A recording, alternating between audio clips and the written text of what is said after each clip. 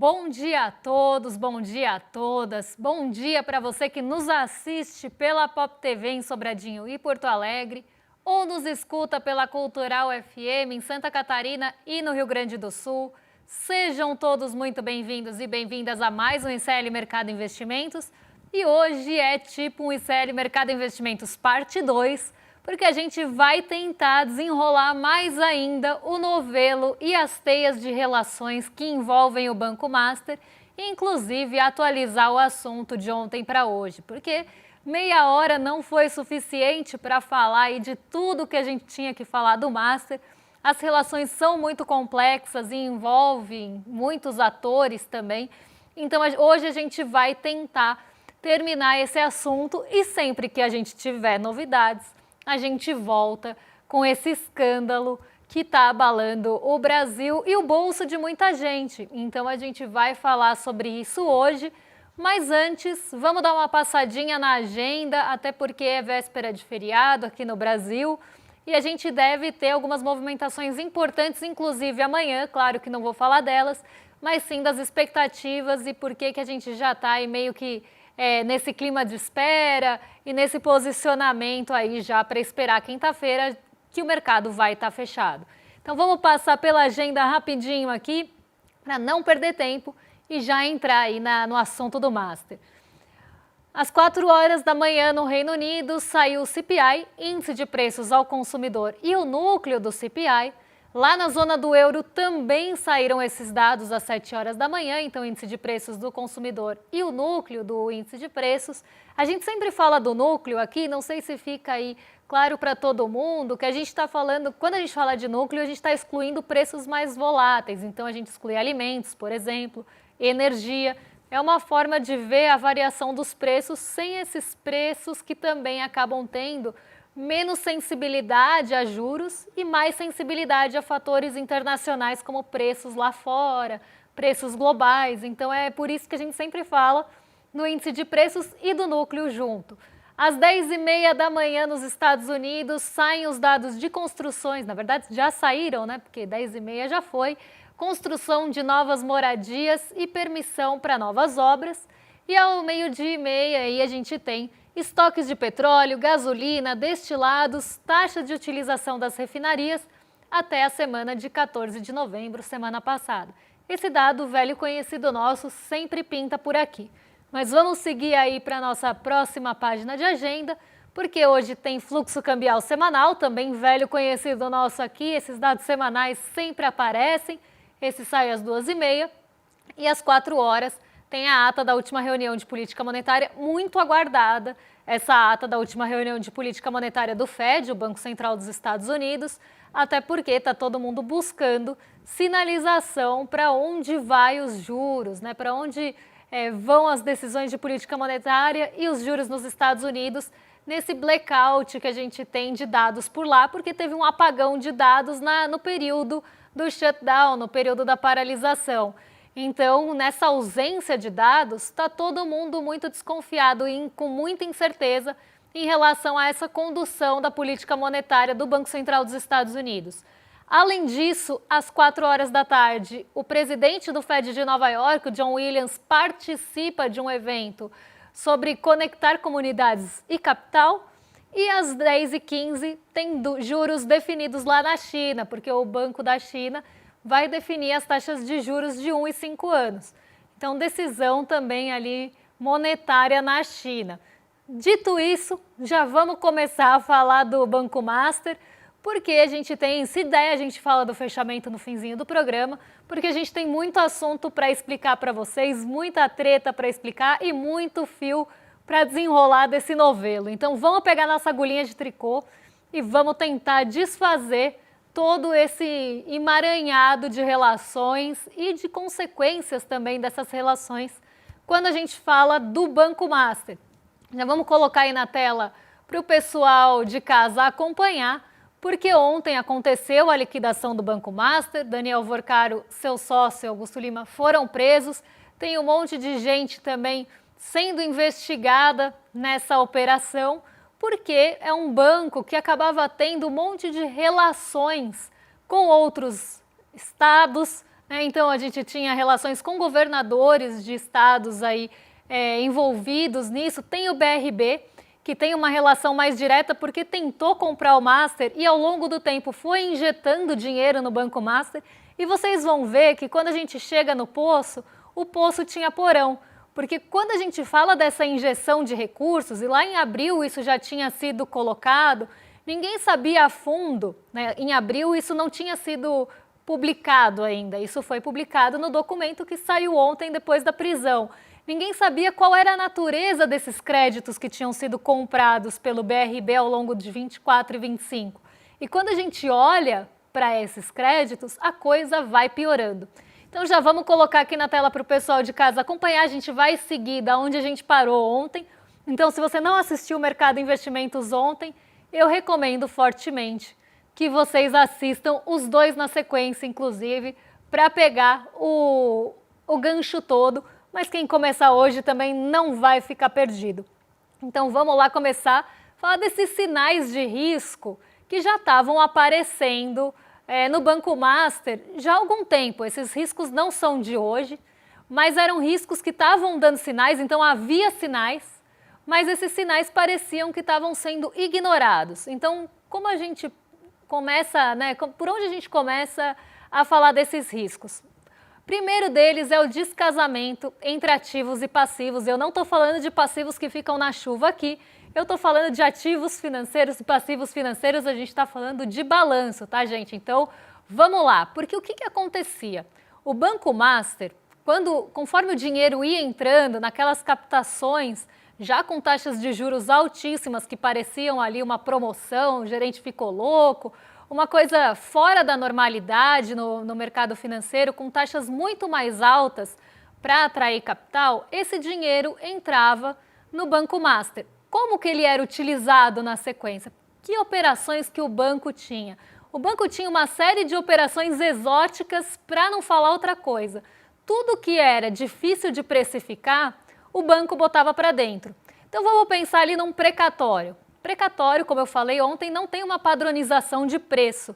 Você não tem uma padronização da precificação disso. É negociado em balcão, ele pode ser precificado inclusive por um valor que ele não corresponde ao valor daquele crédito, né? Então é um direito creditório, na verdade, você está tendo direito de receber aquele recurso que era de uma outra pessoa, então você paga para ela, o dinheiro entra à vista para a pessoa, normalmente é comprado com um grande desconto, com preço de banana, até usando, e usando o desespero das pessoas nessa negociação, compram precatórios bem baratinhos, colocam no patrimônio do fundo e depois precificam pelo que se acha que vale. Só que o que acha que vale e o que vale nem sempre bate. E precatório, fundo sem liquidez, gente, só para todo mundo ficar na mesma página, é a facilidade que você tem de transformar um recurso, um ativo em dinheiro, em bufunfa, em dinheiro mesmo, em cash ali. Então isso que a gente chama de liquidez. E o Banco Master, ele tinha esse descasamento de ativos e passivos e tinha um dinheiro muito travado, com grande dificuldade de transformar o ativo em liquidez. Não são ativos que você vende fácil no mercado. E são ativos que têm a precificação duvidosa.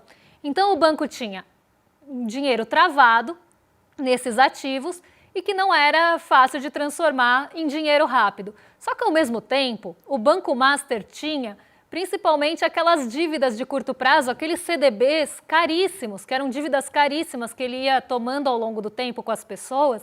Então a pessoa emprestava dinheiro para o Banco Master e em contrapartida ali recebia o CDB. O que o banco estava falando? Olha, fulano, você está me emprestando esse dinheiro, eu te pago 23% ao ano e depois de um ano eu te devolvo.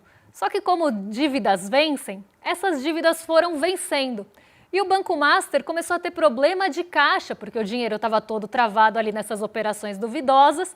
Então você tinha essa falta de caixa para pagar essas dívidas que iam vencendo. O que o banco fazia, em relação a isso? Ele ia emitindo cada vez CDBs mais arriscados e mais isca ali para as pessoas continuarem emprestando dinheiro. É como se ele estivesse pagando um cartão com outro. É o famoso mistura do Brasil com o Egito, porque ele emitia novos CDBs ainda mais caros, ainda mais atrativos, com taxas ainda maiores, para pagar aquelas dívidas que estavam vencendo. E assim ele ia mantendo a sua operação de pé, mas de uma forma muito frágil e cada vez sendo ali mais cara, né? Essa dívida ficando cada vez mais cara porque ele precisava, diante do risco, colocar um valor ali de rendimento maior. Então vamos voltar aqui o painel para o pessoal de casa acompanhar. Ele ia colocando essas dívidas cada vez mais caras e as pessoas olhavam, pô, 25% ao ano, 160% do CDI, vou entrar. E não pensavam muito no risco, na solvência daquele banco, se ele tinha liquidez ou não, só olhava a rentabilidade e continuava comprando aqueles títulos. E aí eu vou entrar depois em previdências, né? Então a Rio Previdência comprou bastantes títulos e tinha muita coisa do Banco Master na carteira. Eu vou entrar nesse ponto depois. Por enquanto eu estou falando investidor pessoa física aqui, que tinha acesso a esses CDBs, a esses títulos de renda fixa em várias corretoras. E as corretoras também se aproveitando desse movimento, porque eram títulos atrativos e tinha muita captação nessas corretoras. Então as corretoras usavam como isca também. Então olha aqui na nossa corretora, a gente tem um CDB pagando 20%. E a gente não pode ser inocente de pensar que a corretora distribuía só, então, mas a gente sabe que quanto mais arriscado ali a coisa, né, quanto mais arriscado e chamativo, também existe toda uma engrenagem ali, todo um mecanismo para que se vendam esses CDBs, para que isso chegue à população. Então a gente não pode também deixar de pensar nisso. Mas vamos voltar aqui para o nosso quadro, porque aí, né, você tinha aquelas reservas líquidas, então títulos públicos, coisas que são mais fáceis de transformar em dinheiro mais rapidamente, você tinha reservas menores do que você tinha que necessário para cobrir os vencimentos. Então eles sempre iam fazendo essas novas emissões cada vez mais arriscadas. E isso começou a acender um alerta primeiro no FGC, porque o FGC que garante essas operações, a gente vai chegar nele daqui a pouquinho, que é o Fundo Garantidor de Crédito, ele começou a olhar para isso e falou, pô, o FGC, só para vocês terem ideias, ele é mantido pelas próprias instituições financeiras.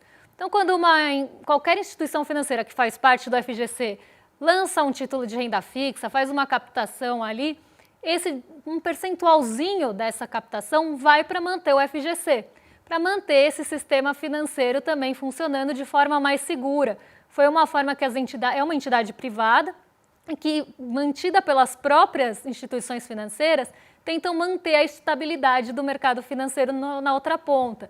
Então é quase que uma forma de seguro ali do próprio mercado financeiro e dos credores dos bancos. E aí o FGC começou a olhar para isso e falar, pô, os caras estão emitindo o título a 25%, a 160% do CDI, usando agente de seguro, falando, mas calma lá, se der problema, tem o FGC por trás. Então o FGC também começou a ficar muito contrariado com isso, e a régua moral estava tão baixa ali, né, que as instituições financeiras começaram a ficar incomodadas também, porque no final das contas elas que estavam bancando por meio do FGC essa distribuição desses títulos a rodo ali no mercado financeiro de um banco que já vinha mostrando problema pelo menos há uns 2 anos. Os problemas do Master não são de hoje. Em abril que começou a eclodir o problema, mas isso já tinha sido olhado até no ano anterior. Então não é de hoje que a gente tem esses problemas. Então o risco era realmente do banco não conseguir pagar essas dívidas, de dar o calote, e além de tudo tinha um risco de imagem altíssimo pelo tipo de operação que o Banco Master fazia e os ativos que ele mantinha na carteira. Era crescimento estranho com ativo esquisito. Mas vamos continuar aqui, porque tem mais coisa, né? Eu falei ontem, bem ali por cima, desses sinais de criatividade do balanço do Banco Master, porque ele tinha, né, esses títulos que a precificação não é tão padronizada. Ele poderia dar o preço que não tinha ali nenhuma ligação com a realidade e não preços de mercado, principalmente os precatórios. E o Banco Master tinha muito precatório na carteira, tinha muito direito creditório. Então isso também começa a acender um alerta se ele não estava inflando cada vez mais o seu balanço para depois vender o banco mais caro por uma coisa que ele não valia. E mais do que isso, muito ali das operações do Banco Master não eram recorrentes. Então ele não ia comprar um Willbank, um Voiter todo ano. E essas operações que garantiam ali, de certa forma, esse lucro do Banco Master. Então não eram operações que sustentavam e não vinham normalmente das operações mais comuns dos bancos. Além disso, o índice de Basileia, que mede, né, quase ali a saúde, de certa forma, do banco, o índice de Basileia estava acima do mínimo regulatório e isso significava que qualquer perda relevante ou qualquer reavaliação dos ativos lá dentro poderiam deteriorar rapidamente a situação do Banco Master. Então ele vinha mostrando sinais, não foi de uma hora para outra que o banco começou a derreter, mas todo mundo olhava para isso de certa forma, né, e ignorava e continuava distribuindo os ativos daquele banco, os títulos de renda fixa. E as pessoas na outra ponta compravam, só que mais gente ali comprou esses títulos. A gente teve a Rio Previdência, por exemplo, com bilhões do patrimônio dos aposentados ou das pessoas, né, dos funcionários públicos do estado do Rio de Janeiro, boa parte dos fundos, um quarto para ser mais exata, dos fundos ali dos fundos de previdência da Rio Previdência, estavam alocadas em ativos do conglomerado do Daniel Vorcaro. E assim, não foi uma coisa que não foi avisada. O Tribunal de Contas do Estado do Rio de Janeiro já tinha avisado que isso poderia dar problema, apontou irregularidades e o que o Cláudio Castro fez? Ignorou. Inclusive, ele tinha sido intimado a intervir nessa situação. Mas o que a Rio Previdência fez? Comprou e continuou comprando esses títulos do Banco Master e colocando no patrimônio do fundo. E a gente tem que lembrar que investidor institucional, que investidor como fundos de pensão não contam com o FGC. Então, esse dinheiro perdeu. E aí a gente vê, né, Cláudio Castro envolvido com o escândalo do Banco Master. Cláudio Castro investiu 240 milhões da SEDAI, que inclusive tentou resgatar isso e não conseguiu no Banco Master. Ele autorizou o Banco Master a oferecer serviços de consignado para aposentados do Rio. E a gente vai vendo que a coisa vai escalando e vai empilhando problema aqui. Ele aplicou 2,6 bi, mesmo depois do Tribunal de Contas avisar, ele continuou aplicando mais 1 bi ali dos aposentados e dos funcionários, mais de 240 mil funcionários do Rio de Janeiro expostos a isso. Então a gente vai ver que a gente estava sendo feito de palhaço aí o tempo todo e muita gente lucrando com tudo isso. E mais do que isso, quando eu falo da relação com o BRB, daquela compra de títulos, daquela injeção de dinheiro, que já é um problema, porque eles estavam dando uma limpada no balanço e inflando também o patrimônio do Banco Master.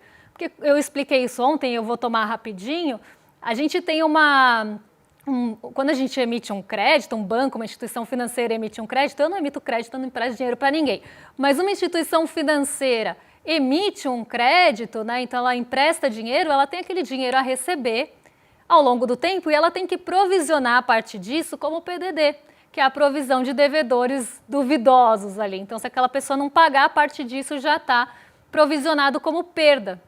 Então, você tem a perda desses devedores duvidosos já lançada no balanço e você tem aquele dinheiro a receber ao longo do tempo, não vai entrar de uma vez.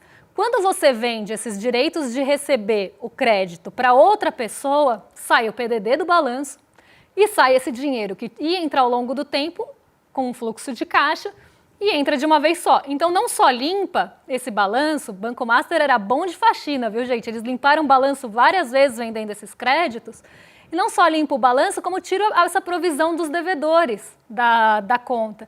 Então, o balanço vai ficando mais bonitinho, né? Mais organizadinho ali também para você vender o banco mais caro. E o patrimônio também infla porque entra um dinheiro de uma vez. Só que essa história do Banco Master é pior ainda, porque os 12 bilhões que entraram no Banco Master ali como crédito também, que foi uma cessão de uma outra empresa ligada a ele, que seria aquela empresa Tirreno, você tem esses 12 bilhões que nunca foram comprovados, não tinha registro em cartório.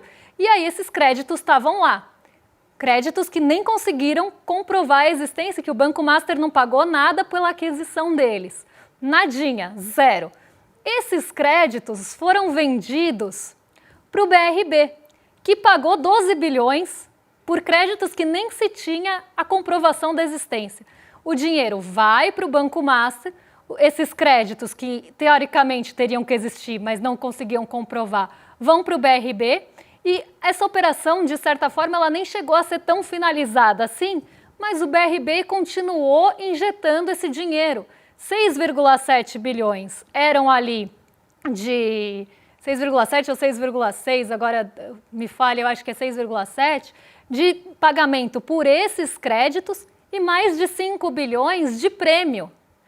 Prêmio por esses créditos que nem se comprovam a existência. Aí eu tô desde ontem parecendo um meme, eu tô lá no ônibus, eu tô cozinhando, eu tô comendo, pensando que compraram 12 bilhões de crédito, o BRB injetou 12 bilhões no Master, de créditos que nem sequer tinham a existência comprovada, com dinheiro público.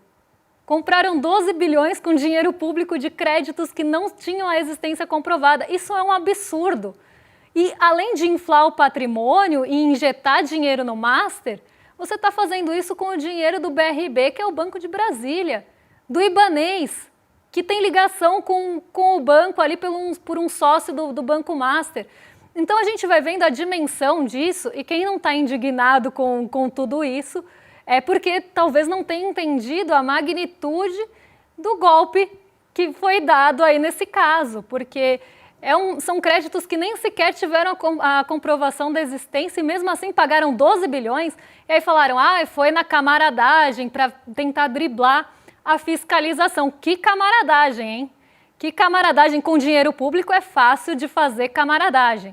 E assim, essa história só vai piorando conforme você vai puxando. É dinheiro público do BRB comprando título e injetando dinheiro no Master, de créditos que nem se tinham a existência. É o governador Cláudio Castro no Rio de Janeiro botando o título para dentro da Rio Previdência ali, sendo alertado que era para intervir e ignorando e continuando comprando depois do TCE falar que tinha que investigar. Então, assim, é um descaso com as pessoas, é um descaso com o dinheiro público, é um descaso de todo lado e só gente querendo ganhar em cima disso ou que tem rabo preso suficiente para continuar fomentando e botando dinheiro nessas operações. E aí o investidor pessoa física que entrou nessa cilada fica perguntando, e agora eu, né? Como é que fica? Eu comprei o CDB do Banco Master lá aos 20% porque me falaram que era uma boa, porque me falaram que não ia encontrar em outro lugar. Como fica o dinheiro dessa população? E a gente fez, rapidinho, vou passar aqui para vocês, como é que fica essa situação do investidor pessoa física, porque o institucional, gente, vai brigar lá na massa. O institucional não tem FGC, o fundo de pensão não tem FGC. Então, é uma irresponsabilidade com o dinheiro desses servidores públicos que não sabiam que as suas aposentadorias estavam indo para títulos que não tinham ali, que estavam mostrando uma série de problemas e que mesmo assim tudo isso foi ignorado. Agora, o investidor pessoa física cai no FGC. E a gente fez um resuminho aqui, como acho que está ruim para o pessoal ler, podem deixar em tela cheia e aí eu explico esse FGC. Então, o que está coberto pelo FGC, que é o Fundo Garantidor de Crédito, essa entidade privada sem fins lucrativos, que tentam aí, né, é responsável por proteger os depositantes e, de certa forma, trazer uma credibilidade e estabilidade para o mercado financeiro.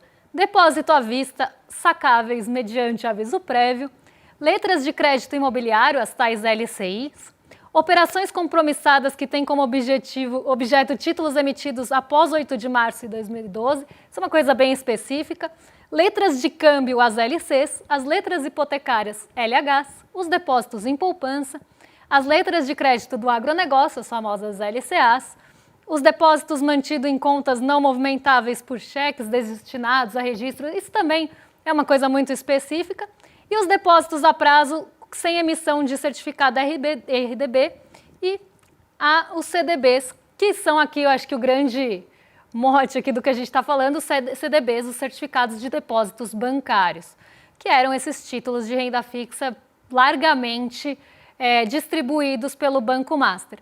E aí as pessoas podem ter alguma dúvida, mas como é que fica a cobertura dos 250 mil por emissor, por CPF?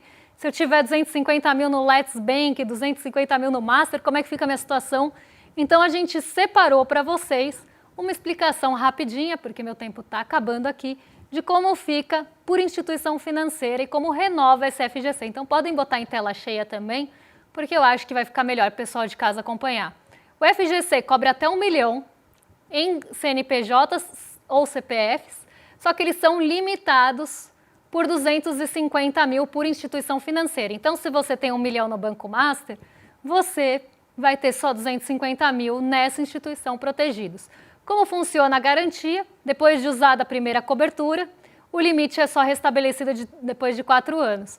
Então, vamos supor que você tinha dinheiro lá no BK, o BK que deu problema há alguns anos aqui. Usou 250 mil lá, esse limite só vai ser restabelecido daqui a 4 anos. Agora, você tem 750 mil, usou mais 250 mil aqui, esses 250 mil só vão ser restabelecidos daqui a 4 anos. Então, se a pessoa tem 250 mil em 5 instituições, 1 milhão de cada instituição financeira aqui está coberto pelo FGC. 250 mil não vão estar porque vai estourar. Isso se todas quebrarem ao mesmo tempo, tá, gente? Então, nos 4 anos, 5 instituições que você tinha dinheiro foram liquidadas, você entra ali no FGC com 1 milhão cobertos e 250 mil não. Agora, se você tem 4 instituições financeiras e as 4 quebram juntos ou as 4 quebram em 1 ano, você ainda tem, desde que cada uma esteja numa instituição, cobertos 1 milhão para o FGC. Agora, se tem 1 milhão numa só, 250 mil está coberto e os outros 750 não estão. E aí tem uma linha pequenininha ali que é exatamente o que eu estava falando. Investidores institucionais, tais como fundos de pensão, conforme a resolução do CMN de 2013, não tem cobertura de FGC. Fundo de investimento que tinha título do Master na carteira, essa parte vai ser liquidada e não vai receber, e o fundo vai cair de rendimento. Se você tinha aquele famoso crédito privado que tivesse alguma exposição aqui, essa parte vai virar pó. Então, você tem que entender como funciona, porque o FGC foi usado como seguro nesse caso.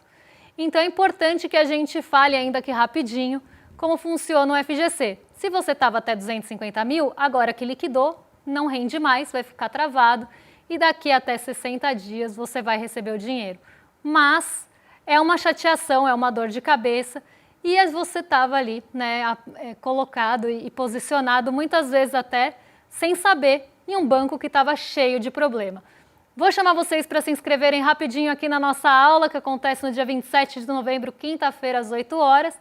A nossa aula de Teoria Crítica da Sociedade, a aula inaugural da nossa nova pós, que vai ser lançada com uma série de parcerias e novidades que vem por aí. E agora vou entregar para os nossos vizinhos de cima, para o Rolê ICL, porque William De Luca, Guga Noblar e hoje a gente tem Sarazara também. E Sarazara, então um trio que a gente adora, já estão a postos para receber vocês. Um beijão e até lá, pessoal. Até segunda-feira, porque amanhã é feriado. Um beijão para vocês.